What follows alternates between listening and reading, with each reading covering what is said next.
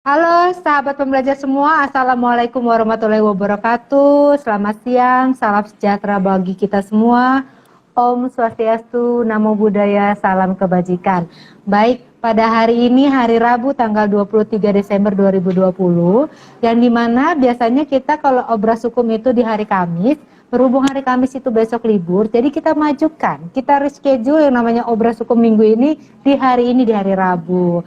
Dengan harapan supaya teman-teman sahabat pembelajar yang mungkin menunggu-nunggu obras hukum, PPSDM Hukum dan HAM dan juga penyuluh hukum supaya tetap ada, jadi kita majukanlah schedule-nya ke hari Rabu. Pada kesempatan hari ini, obras hukum kita itu mengenai topiknya kelitih. Narasumber kita itu dari penyuluh hukum kantor wilayah daerah istimewa Yogyakarta, yaitu Mbak Rina Nurul. Yeay, yang kita mau joinnya agak agak berdrama dulu karena jaringan dan ada kendala yang lainnya ya Mbak Rina ya. Bagus ya. Aku manggilnya Mbak Rina atau Mbak Nurul nih ya? Mbak aja supaya lebih akrab ya. Mbak Rina. Ya. Oke, Mbak Rina, monggo boleh kenalkan dirinya dulu, Mbak Rina.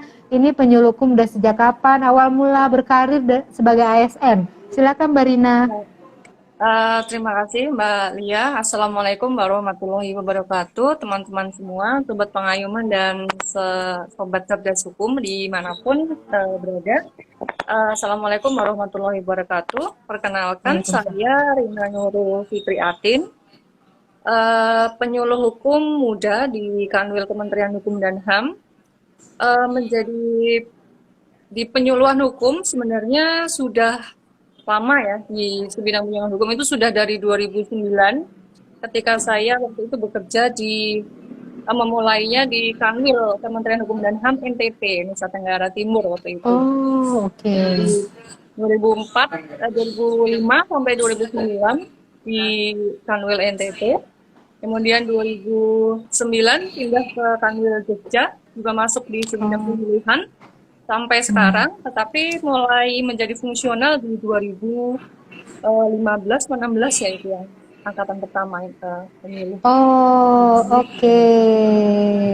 Jadi dari NTT kemudian hijrah ke Yogyakarta, begitu ya Mbak Rina ya? Oh, baik. Oke. Mbak Rina, kameranya turunin dikit atuh, biar kelihatan. Iya, Ini di kursi. Sudah. oh iya gitu ya. Sudah, oke, sip. Jadi ini Mbak. apa? Lesehan. Oh, lesehan. Gak apa-apa, gak kelihatan. Jadi aku tuh pas terima ini Mbak Rina ini mengenai topik kita pada hari ini kelitih, itu kelitih, benar ya aku penyebutannya Mbak Rina ya? Iya. Iya. Iya, ini hal baru loh, aku itu baru dengar loh, maksudnya ini apa sih kelitih gitu kan? Kalau waktu topik-topik sebelumnya mungkin cukup familiar, sudah mengerti gitu loh. Ya. Tapi ini pas baru kelitih, apa itu kelitih? Jadi mungkin teman-teman sahabat pembelajar juga bertanya apa itu kelitih. Bisa dijelaskan Mbak Rina, apa sih dimaksud dengan kelitih itu? Iya, kelitih. Jadi memang saya sengaja mengambil topik kelitih ini karena memang sepertinya belum pernah ada yang mendengar atau mungkin sudah tapi jarang mendengar ya tentang kelitih ya. Aku Jadi baru dengar malah. baru dengar ya. Kelitih ini hanya ada di Jogja, Mbak. Gitu. Oke, ada di Jogja. Oke, ya. Kelitih ini merupakan fenomena sosial yang ada di Jogja kan. Dan juga merupakan kasus yang cukup menonjol di antara beberapa kasus gangguan keamanan dan ketertiban yang ada di Jogja ya. Karena banyak sekali peristiwa kelitih ya, dan juga korbannya. Bisa dibilang dalam setiap bulan itu pasti ada kejadian atau ada peristiwa ya tentang adanya kelitih ini. Bahkan pernah ada yang sekitar seminggu itu mungkin barangkali ada tiga kali peristiwa gitu ya. Dan ini tidak terjadi hanya di satu titik tapi di beberapa titik maksudnya di beberapa kabupaten ya, karena di Jogja ini kan ada 5 kabupaten dan itu tuh merata ya, kejadiannya itu merata. Jadi apa itu kelitih? Kelitih ini merupakan salah satu bentuk kejahatan jalanan ya kejahatan lainnya Oh, gitu. Jadi kalau di daerah lain mungkin kita sering mengenal istilah begal, oke, itu iya. ya. Ha, ha, ha. Ada juga geng motor, Oh, terus kejahatan jalanan lainnya seperti jambret, pencurian motor dan sebagainya gitu ya. Itu hmm, mungkin kalau di daerah lain mungkin bahasanya beda ya. Tapi kalau untuk di Jogja ini memang namanya kebetulan saja Keliti karena itu Keliti hanya ada di Jogja kan. Memang namanya berasal dari bahasa Jawa itu. Tapi kalau dari segi oh, eh, apa namanya bentuk pelanggaran hukumnya, saya pikir untuk di kota-kota lain juga ada gitu. Nah, hmm, perbedaannya dengan kejahatan lainnya memang ada ciri-ciri khusus dari Keliti itu. Yang pertama dari pelakunya. Pelakunya ini oke. kebanyakan ya hampir 70% itu adalah anak atau remaja Oh, ya usia oh 14, gitu. 15, 16, 18 tahun itu kan masih usia anak ya. Itu sudah Iya, bisa betul. melakukan perbuatan pelanggaran hukum kriminal di jalanan gitu ya. Itu SMP, SMA ya, Hmm, sudah seperti itu. Kemudian juga statusnya masih aktif sebagai pelajar. Gitu. Jadi ada yang tercatat sebagai pelajar SMP, ada tercatat sebagai pelajar SMA, seperti itu. oke. Itu dari sisi pelaku. Sisanya sebenarnya sekitar 30% masih di usia remaja juga, tapi Hmm, anak-anak yang putus sekolah ya oke. atau eh, yang sudah lulus sekolah tapi tidak melanjutkan kuliah atau sedang tidak bekerja, jadi istilahnya pengangguran. Itu Pengangguran. masih Oke. usia remaja, usia anak. Kemudian itu dari pelaku ya, kemudian dari sisi korban. Korban ini random. Jadi tidak bisa ditentukan atau tidak bisa dipastikan yang menjadi korban itu siapa, sasarannya siapa, targetnya siapa, itu tidak ada. Jadi ini yang sebenarnya Oke. menimbulkan keresahan di masyarakat ya, karena siapapun yang berada di jalan di malam hari akan berpotensi untuk menjadi korban. Nah, ini yang sedikit meresahkan masyarakat sebenarnya. Sehingga kemarin di Hmm. apa namanya pernah di media sosial sangat ramai sebenarnya tagar Jogja Darurat Kelitih itu cukup banyak. Hmm. Dan juga di jalan-jalan di Jogja ini banyak spanduk-spanduk yang dibuat oleh masyarakat dengan seruan tolak kelitih dan sebagainya. Eh, Hmm. jadi kemudian yang ketiga itu tadi pelaku, korban, kemudian yang ketiga itu motifnya itu tidak jelas ya. Eh, Mungkin kalau untuk apa namanya jambret ya begal mungkin dia punya punya motif tertentu ya mengambil harta benda yang ada di Iya, korban. iya. Tapi kalau kelitih ini tidak ada motif itu. Jadi begitu dia hanya menyerang, menganiaya, melakukan kekerasan, kalau orangnya Hmm. sudah tidak berdaya lagi ditinggalkan begitu saja tanpa Oh dia gitu. mengambil harta benda yang ada di Barang. korban. Oh Nah, gitu. ini keresahannya seperti itu karena apa namanya siapapun yang ada di jalan menjadi was-was karena kehadiran mereka tidak pernah bisa diketahui kapan dan di mana jam berapa itu tidak tahu seperti itu. Tapi umumnya itu keliti ini terjadi di malam hari ya, Mbak Rina ya. Iya, di malam hari utamanya di dini hari ya sekitar jam 12 dari mulai jam 11 sampai subuh. Itu Oh, biasanya jadi operasinya itu di jam-jam seperti itu. jadi Bayangkan, yang bisa dibayangkan ya usia melewati anak ya keluar di malam hari di jam segitu itu. dan melakukan Iya. kekerasan mungkin apa ya sesuatu yang luar biasa dalam arti tanda kutip gitu.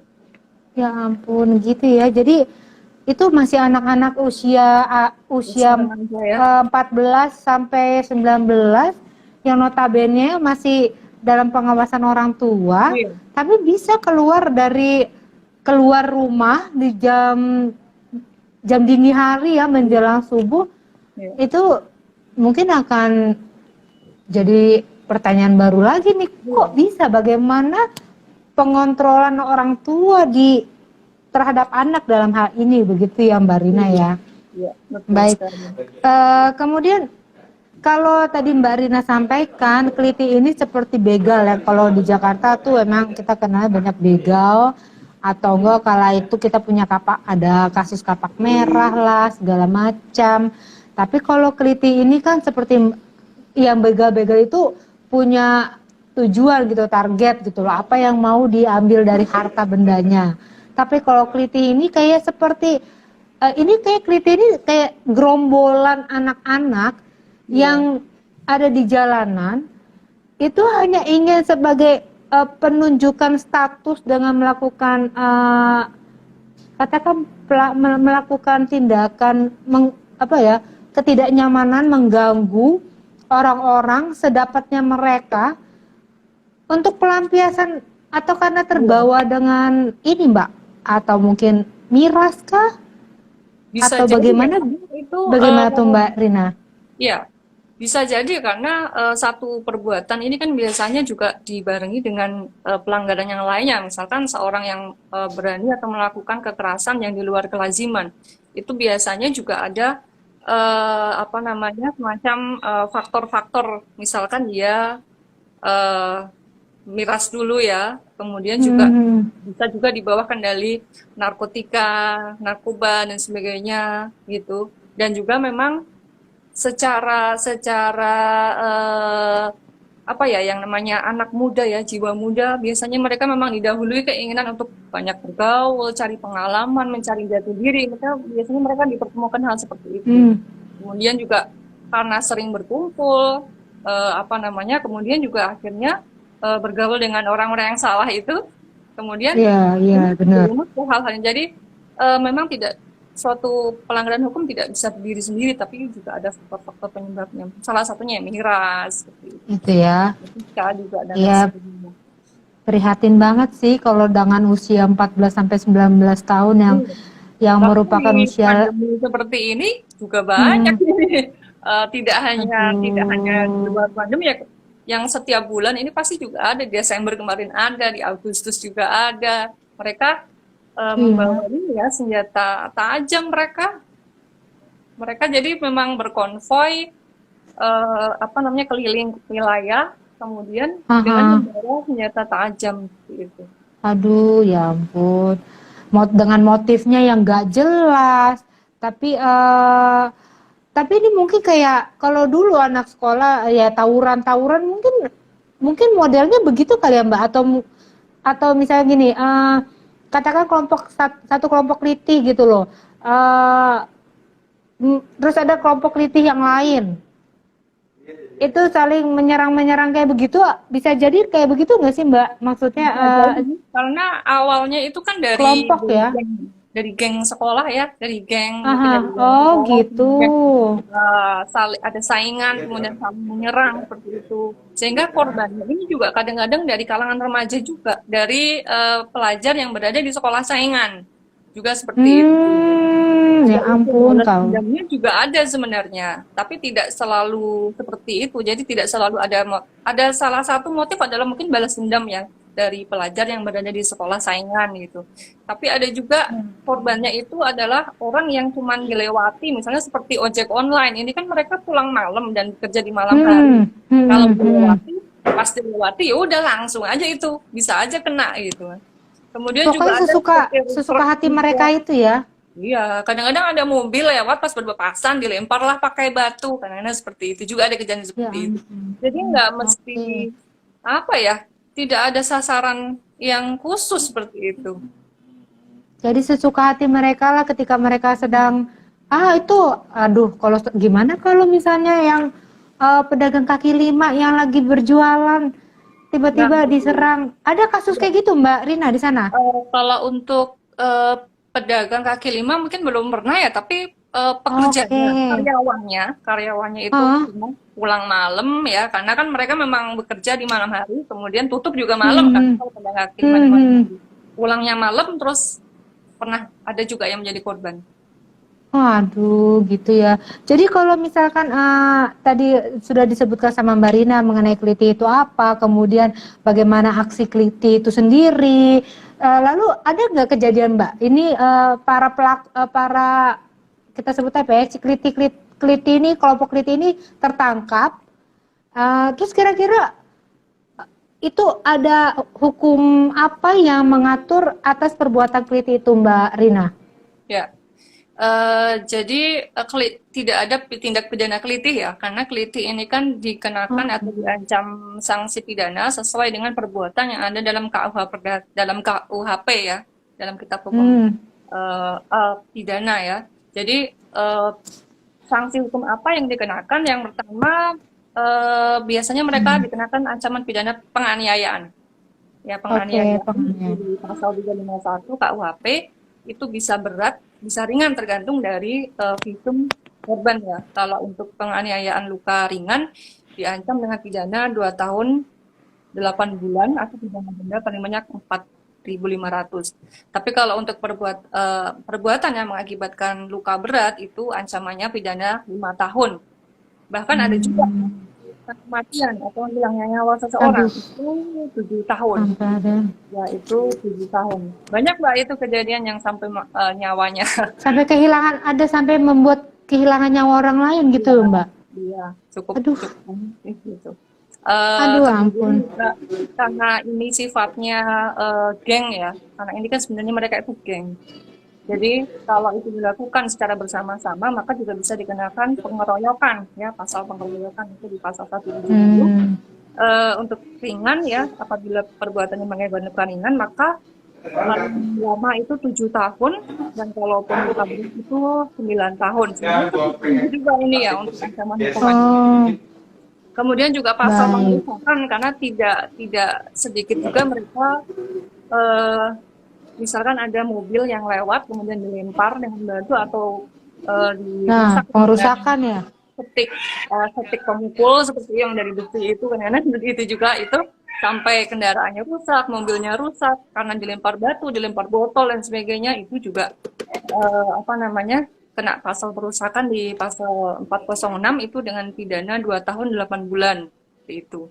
Kemudian juga mereka kadang hanya berkeliling, berkonvoi keliling itu dengan membawa senjata tajam. Itu pun juga bisa dikenakan undang-undang darurat ya, undang-undang darurat nomor 12 tahun 1951 untuk pidana ya hukuman penjara setinggi-tingginya 10 tahun. Namun karena ini usia anak, nah ini jadi tentunya agak beda ya, tidak bisa semata-mata dikenakan hukuman pidana ya, karena juga melihat usia anak maka berlaku juga ketentuan dalam SPPA, sistem peradilan pidana anak gitu. Karena pidana penjara itu merupakan ultimum remedium, yaitu upaya hukum terakhir yang bisa diberikan pada anak. Oke. Jadi sebenarnya kalau ya, gimana? Silakan Mbak, nggak apa-apa, lanjutkan. Ya, jadi memang kadang-kadang ini ya salah satu penyebab mereka juga melakukan hal seperti itu karena memang ada semacam anggapan juga dari kalangan pelaku bahwa usia anak itu kalau melakukan hal-hal seperti itu, perbuatan melawan hukum seperti itu tidak dipidana gitu. Ada anggapan seperti itu sehingga mereka pun lebih berani untuk melakukan hal-hal seperti itu. Padahal usia anak yang juga melakukan perbuatan pidana juga bisa dipidana gitu. Seperti itu.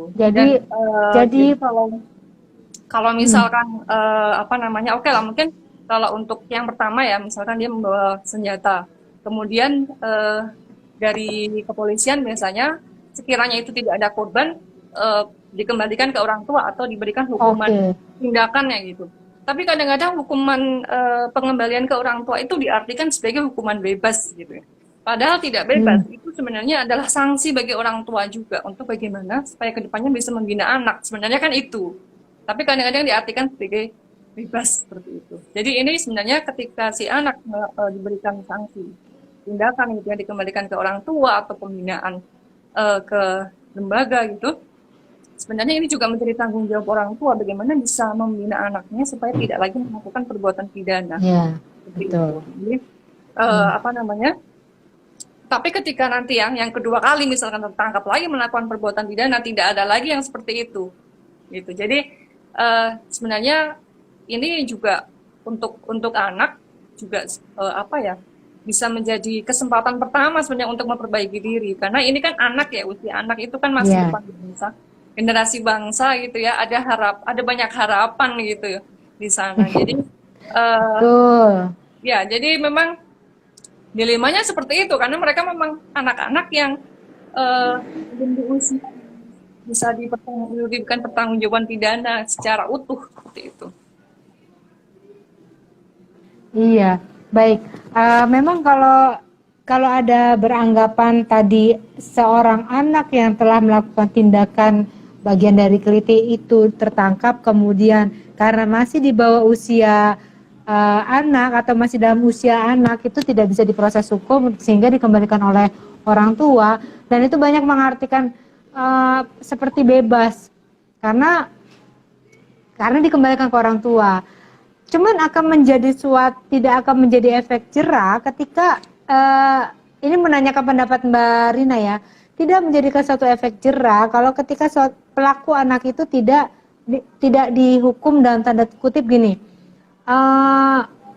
Mungkin kira-kira kalau diberikan sanksi bukan di penjara, cuman ada hukuman atas perbuatannya, itu kira-kira akan berdampak nggak untuk tidak diulangi dibandingkan hanya dikembalikan ke orang tua, supaya orang tuanya ini awasi anaknya supaya tidak mengulangi perbuatan yang salah itu lagi. Bagaimana pendapat Mbak Rina? Ya, sebenarnya lebih lebih efeknya lebih akan terasa ketika itu dilakukan pembinaan ke sebuah lembaga misalnya, karena beberapa kejadian juga kemarin ada anak yang berhadapan dengan hukum juga, kemudian dari hasil semacam musyawarah ya antara kepolisian, orang tua dan sebagainya, itu kemudian ditanyakan ke orang tua, gimana orang tua bisa nggak membina? Tapi ternyata ada juga orang tua yang merasa saya tidak bisa membina gitu. Jadi kemudian diserahkan ke lembaga ya yang bisa membina. Kalau di sini ada organisasi bantuan hukum yang di Jogja, itu salah satunya yang fokus ke pembinaan anak itu adalah YLPA ya, Lembaga Perlindungan Anak. Jadi dari pihak berwajib juga kemudian diarahkan pembinaan ke yayasan lembaga. Jadi mereka wajib lapor, kemudian setelah itu juga harus mengikuti pembinaan-pembinaan yang ada di lembaga tersebut. Jadi memang ini harus ada konsistensi dari orang tua juga, komitmen dari orang tua, bisa atau tidak. Tidak bisa, itu lebih baik diserahkan ke lembaga yang memang betul-betul bisa membina gitu. Jadi, dan ini kalaupun nanti dikembalikan ke orang tua dan orang tua merasa oke, saya bisa membina itu, dan ternyata dalam perjalanannya, dalam prosesnya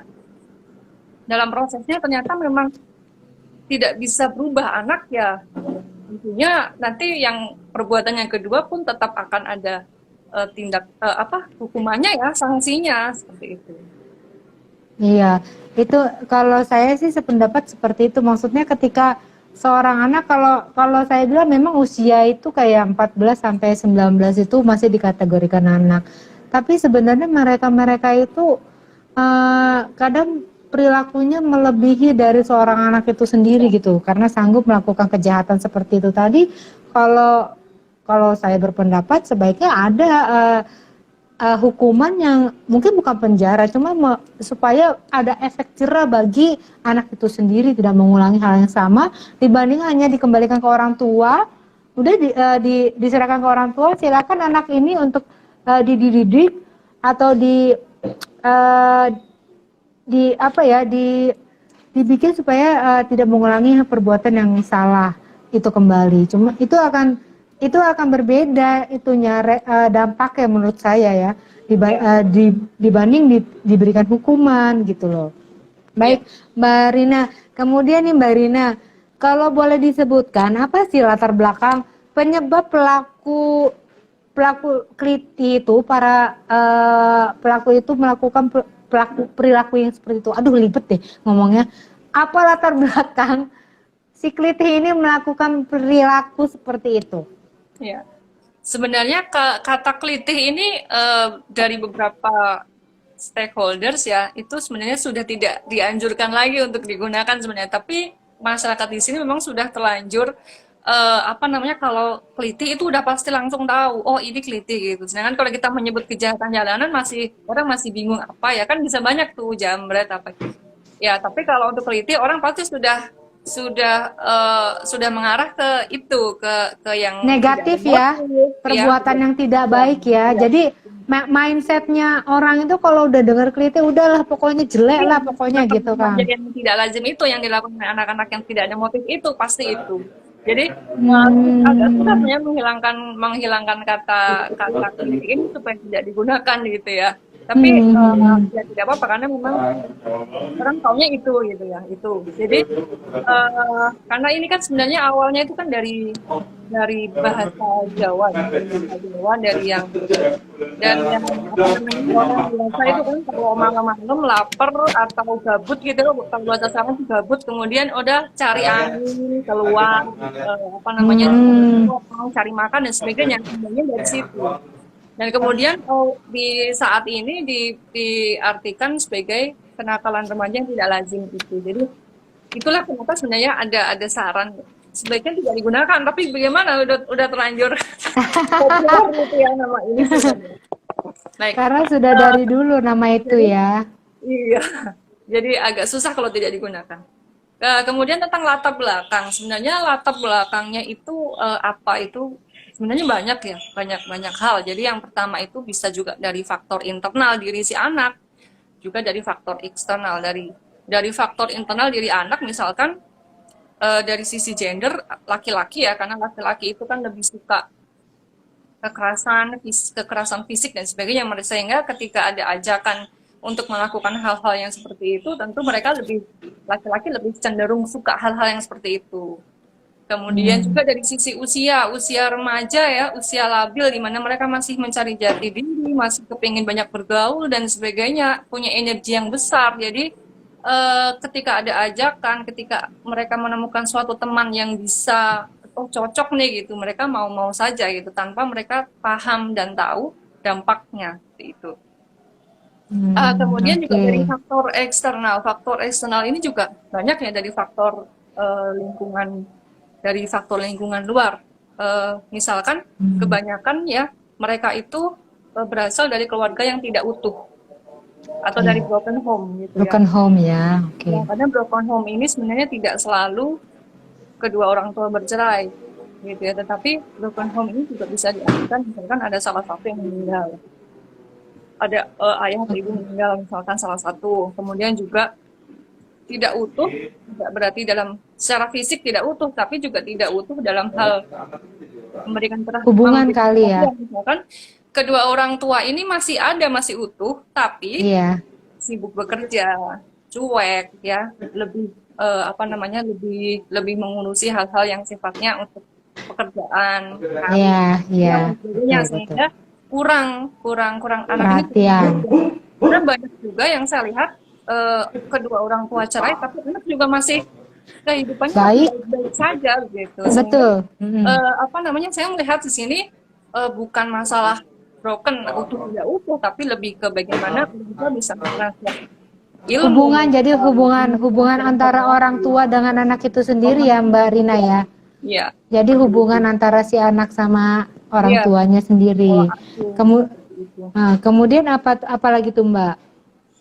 Yang kedua juga bisa dari apa ya perlakuan yang salah dari orang tua karena anak ini kan sebenarnya peniru yang ulung ya dia meniru atau banyak mencontoh lingkungan yang ada lingkungan sekitar ya misalkan ya itu tadi orang tua terlalu sibuk dengan pekerjaan sehingga juga cuek terlalu apa namanya cuek ya dengan kehidupan si anak merasa anak saya baik-baik saja di rumah gitu saya juga bergaul dengan temannya tanpa orang tahu temannya itu siapa kalau misalkan kumpul itu mereka ngapain gitu ya apa yang kita bicarakan itu orang tua cuek gitu loh nah kemudian juga mungkin dari media sosial ya seperti banyak mendengar apa namanya kekerasan apa namanya seperti verbal abuse ya jadi caci maki dan sebagainya itu ya betul karena pengaruh dari media massa sosial itu sendiri ya ataupun dari lingkungan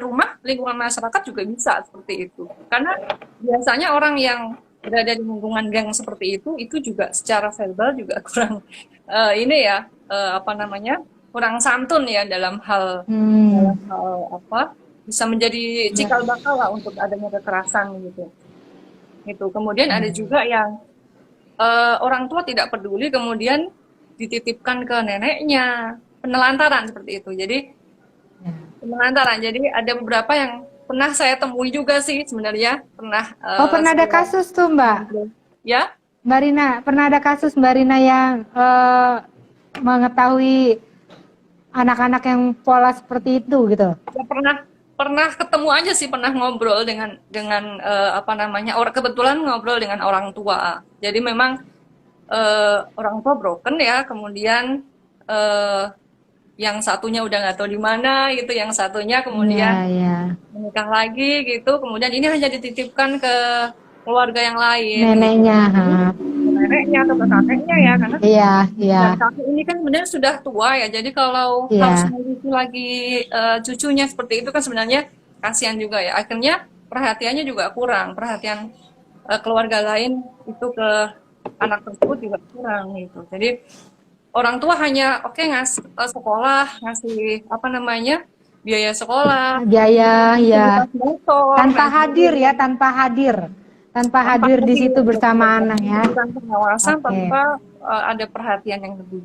Nah, kemudian juga itu tadi ada salah salah pergaulan ya, salah pergaulan. Ya, Artinya anak ya. itu memilih memilih bergaul dengan orang yang salah. Yang mungkin dia tidak awalnya juga tidak tahu kalau anak-anak ini akan nantinya akan membawa masalah bagi Bawa dirinya dia. gitu.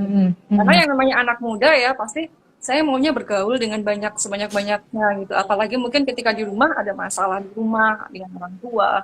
Ya, kemudian juga ketika ada masalah kemudian dia lebih suka, lebih nyaman bergaul dengan teman-temannya gitu ya. Betul. Dan ternyata bisa membuatnya lebih dihargai, ya lebih merasa gembira, lebih jati dirinya tuh lebih bisa muncul kalau dengan teman-temannya seperti itu, tanpa dia tahu bahaya dan risikonya.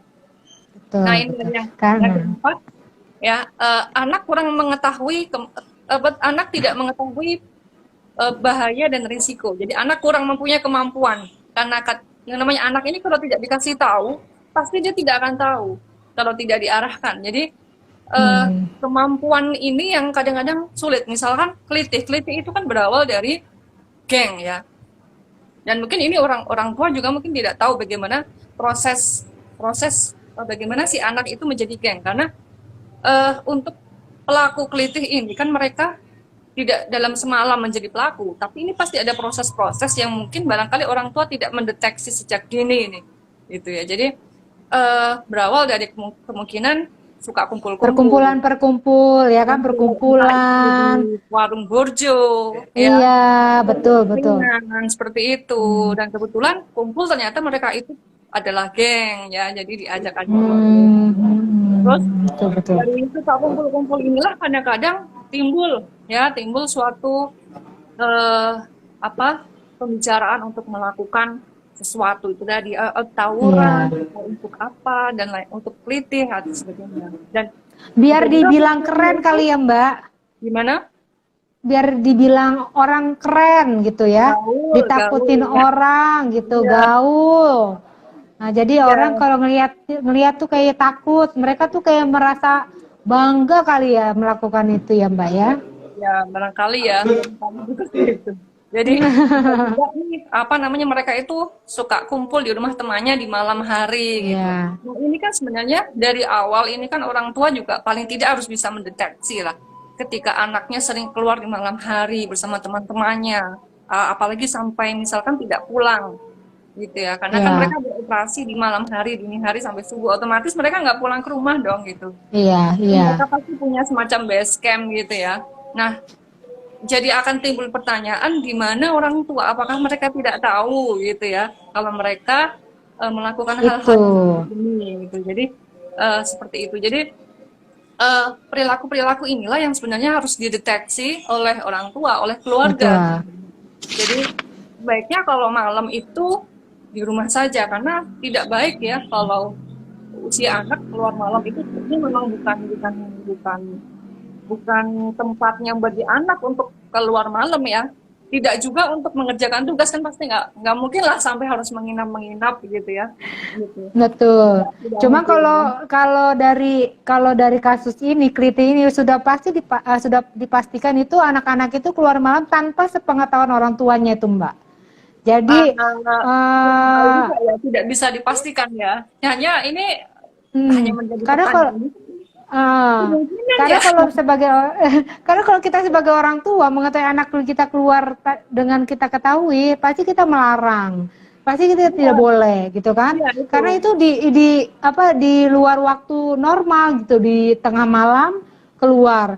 Nah, jadi kalau kalau saya bilang ini keluarnya pasti tanpa sepengetahuan orang tua nih. Ya. Kembali ke rumah sebelum subuh. Nah, sudah ada kembali ke rumah ya tanpa sepengetahuan orang tua juga. Jadi memang kita yang sebagai orang tua ini harus waspada. Bila perlu tengah malam Iya. keluar dari kamar, kita cek kamar anak kita satu-satu. Iya. Jadi mesti Gitu memang kan, Mbak? mesti sering-sering ngecek gitu ya. Mesti sering-sering Heeh. ngecek. Biasanya Jadi kalau kayak pengawas gitu kan, tapi kayak apa tentunya namanya, kayak dengan polisi gitu loh.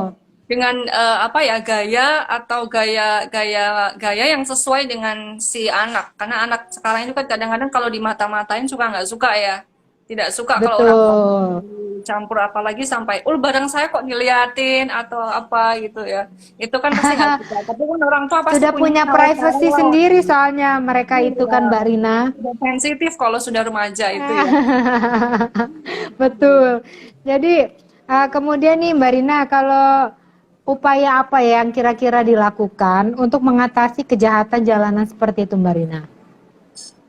Eh, untuk mengatasi tentunya tidak mudah karena ini perlu perlu usaha keras bersama, jadi gotong royong. Kalau dari usaha upaya represif sih sudah dilakukan ya oleh kepolisian terutama, keliling di jam malam ya, patroli di jam malam di titik-titik rawan itu sebenarnya sudah dilakukan, sudah upaya seperti itu. Tapi yang namanya apalagi mereka berasal dari geng motor ya, mereka kan sifatnya mobile ya, jadi polisinya datang ke titik ini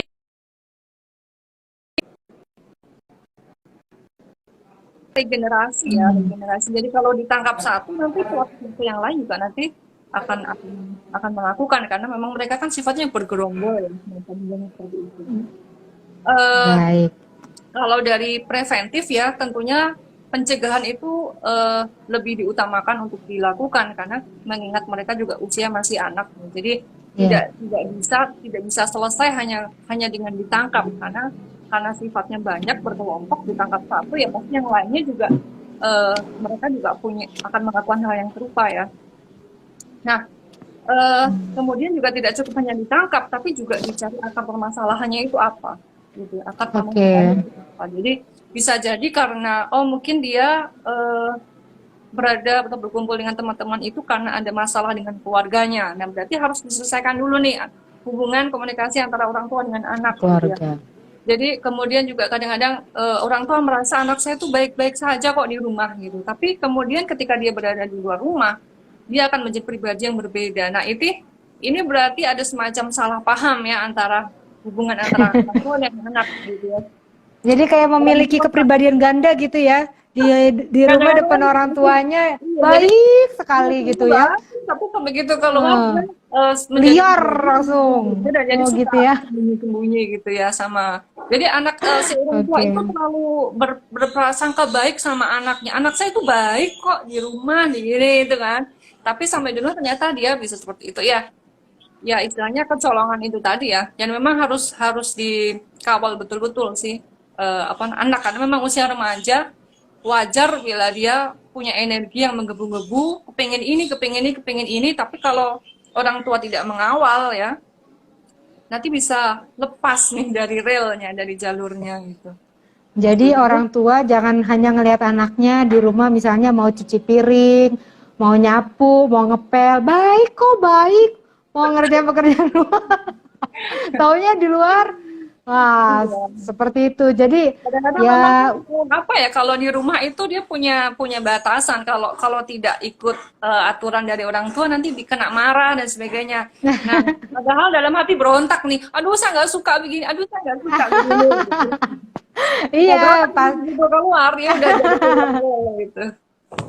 Jadi mau nggak melakukan nanti Jadi kena kayak marah. semacam pelampiasan untuk melawan, atau kalau itu paling aduh gitu-gitu aja, aduh terlalu sopan dan sebagainya kadang-kadang gitu. Ya, ya namanya anak muda ya, kepinginnya, aduh saya kepingin ini gitu kan. Pengen Iya, merasakan cuma dunia gaul anak memanglah muda itu gimana sih? betul, dan memanglah itu yang harus di usia-usia yang apa ya, usia-usia yang sangat harus bisa dibutuhkan pembimbingan, pendampingan. Kiranya orang tua bisa turun langsung, tidak hanya memfasilitasi seperti kebutuhan katakanlah uang jajan atau kebutuhan lainnya saja, tapi orang tua harus uh, hadir gitu ya Mbak Rina ya Hadir, untuk mendampingi intinya adalah hadir. anak-anaknya gitu. Jadi ada dan ya itulah maksudnya komunikasi dua arah antara anak dan orang tua mengenai uh, aktivitas kesehariannya itu apa. Jadi dengan itu mungkin tercipta hubungan yang baik antara anak dan orang tua, maka dengan sendirinya ya apa ini kliti-kliti ini tidak akan bermunculan kembali, begitu ya Mbak Rina ya. Ya, betul sekali Mbak Lia. Baik. Nah, sebagai penyuluh hukum, Mbak Rina sebagai uh, penyuluh hukum yang merupakan memiliki tanggung jawab memberikan penyuluhan mengenai hukum kepada masyarakat. Kira-kira apa yang sudah dilakukan untuk masalah kliti ini sendiri, Mbak Rina? Ya, kalau untuk penyuluh hukum sendiri tentunya lebih cenderung kepada pencegahan ya, karena kalau untuk represif menangkap pelaku itu kan dari kepolisian. Sudah Kalau ada. untuk penyuluh Betul. yang bisa kita lakukan adalah melakukan pencegahan, yaitu dengan memberikan sosialisasi. Sosialisasi itu ke anak juga, ke masyarakat, juga ke beberapa apa namanya perangkat desa ya, karena kalau untuk anak sendiri memang di sini anak harus dilibatkan ya. Jadi jangan sampai hanya ini peran orang tua atau peran masyarakat atau pemerintah, tapi anak sendiri tidak ikut dilibatkan dalam upaya pencegahan ini. Jadi anak itu juga harus diberikan eh, keterampilan semacam harus tahu, harus bisa mendeteksi, oh kalau saya banyak keluar malam itu risikonya apa. Jadi meningkatkan kemampuan anak untuk bisa mengenali bahaya dan risiko. Ini yang sebenarnya penting karena orang tua tidak bisa selalu membersamai anak. Orang tua juga punya dong urusan lain karena orang tua mencari nafkah juga kan untuk keluarga, untuk anak juga. Nah, di sini Betul. kita harus punya apa ya, harus bisa lebih mandiri, lebih berhati-hati supaya kalau bertindak bisa uh, lebih apa ya, lebih hati-hati tadi ya. Jadi anak juga harus diberikan pemahaman, sosialisasi karena di banyak kemarin ya dari sekolah-sekolah itu meminta apa namanya penyuluhan ya, sosialisasi dari kami, dan itu dilakukan per kelas ya. Kalau Ya. apa namanya per kelas itu kan cukup banyak. Satu kelas aja mungkin bisa sekitar 10 kelas. Jadi Berapa? mereka itu Iya. maunya penyuluhan secara intens. Jadi mereka maunya masuk per kelas supaya anak bisa lebih fokus memahami memahami tentang kekerasan ini. Jadi tidak hanya tentang kultur ini ya, tapi juga tentang bullying juga. Karena bullying ini atau orang yang anak yang suka melakukan kekerasan itu juga menjadi cikal bakal untuk menjadi pelaku pelaku keliti ini atau pelaku kekerasan yang lainnya. Seperti itu. Oke. Kemudian Ya, juga jadi dari masyarakat kemarin juga banyak melakukan permintaan ke kami juga karena adanya hal-hal yang meresahkan itu tadi. Jadi bagaimana caranya sih supaya masyarakat juga ikut terlibat dalam pencegahan, misalkan dengan membuat suatu kegiatan-kegiatan yang lebih aktif lagi untuk karang taruna, ya untuk pemuda di masyarakat supaya mereka itu kegiatannya itu lebih terarah seperti itu. Tapi masalahnya lagi-lagi ya itu, yang hadir ya cuman itu aja. Yang hadir hmm, ya aktif-aktif aja, yang lurus-lurus iya, aja. iya, Yang iya, iya, nggak pernah hadir juga. Nah ini juga menjadi tantangan bagi masyarakat betul. sebetulnya bagaimana mengajak mereka lebih merangkul seperti itu. Dan juga pemerintah desa ya, perangkat desa bagaimana membuat peraturan-peraturan yang ramah anak, yang lebih yang bisa mengajak anak untuk dan orang tua tentunya untuk bersama-sama menanggulangi atau mencegah keliti. Jadi Kita Baik. ini sebenarnya kerja bersama ya, kerja kerja bareng, karena kalau hanya menangkap saja mungkin tidak akan selesai masalahnya, tapi dia Selesai, harus betul, menerapkan betul. keluarga seperti itu. Betul, betul, betul. Baik, ini bagi teman-teman sahabat pembelajar yang ingin bertanya, silahkan kirimkan saja di chat pertanyaannya. Nanti akan saya coba sampaikan kepada narasumber kita, Mbak Rina. Baik, Mbak Rina, karena Mbak Rina berasal dari Jogja dan Kriti ini berasal dari kalimat dari terjadi di Jogja. Saat ini bagaimana kondisi Jogja, Mbak? Aman? Kondisinya insya Allah aman ya, semoga aman. Kita punya harapan yang besar supaya memang Jogja ini masih masih tetap aman lah. Sebagai kota pelajar masih tetap aman untuk pelajar dan aman untuk masyarakat yang lainnya maupun untuk pendatang nantinya ya, seperti itu. Hanya itu tadi. Jadi untuk menciptakan sesuatu yang aman itu kan tidak hanya hanya ingin saja, tetapi juga harus ada usaha-usaha, dan usaha Betul. itu yang harus kita lakukan bersama, bareng, kerja bareng ini gitu. Jadi Iya, betul. intinya juga lebih hati-hati ketika di malam hari ya, karena eh, apa namanya, usia di malam hari itu belum atau tidak baik untuk usia anak keluar malam, atau kalaupun sangat penting ya harus didampingi lah paling enggak seperti itu. Baik, jadi kalau siapapun yang mau liburan akhir tahun ke kota Jogja, kata Mbak Rina masih aman. Iya, tapi Makanan dari Malioboro masih liburan menunggu, masih ya, aman. hati-hati ya, masih banyak juga yang apa namanya, pandemi ini ya, ada pengetatan Eh, kalau oh untuk gitu. Mbak Lia. Baik, teman-teman semua sahabat pembelajar, terima kasih buat hari ini. Terima kasih sudah menyaksikan IG Live BPSDM Hukum dan HAM dengan penyuluh hukum. Aplaus buat semuanya yang sudah join. Buat Mbak Rina, keren. Terima kasih Mbak Rina untuk sharingnya dan juga obrolan pada hari ini. Sukses selalu buat Mbak Rina dan bagi semua yang ingin ke Jogja, seperti Mbak Rina informasikan tadi, Aman, aman. aman, aman. Aman, silakan datang ke Jogja dan melakukan protap sesuai dengan ketentuan kepala daerah masing-masing, menggunakan informasi surat sehat dan sebagainya yang memang diperlukan. Dan selamat menikmati libur panjang mulai dengan besok. Mungkin sudah ada yang cuti. Dan bagi teman-teman sahabat pembelajar yang mungkin saat ini isolasi mandiri, tetap sehat, semangat, percaya diri, dan tetap optimis, positive thinking, harus happy biar imunnya naik, biar cepat sehat. Seperti itu ya. Baik Mbak Rina, terima kasih untuk waktunya. Sukses Mbak Rina dan salam buat rekan-rekan semua yang ada di Yogyakarta. Baik, sampai ketemu. Saya tutup. Wassalamualaikum warahmatullahi wabarakatuh. Selamat makan siang.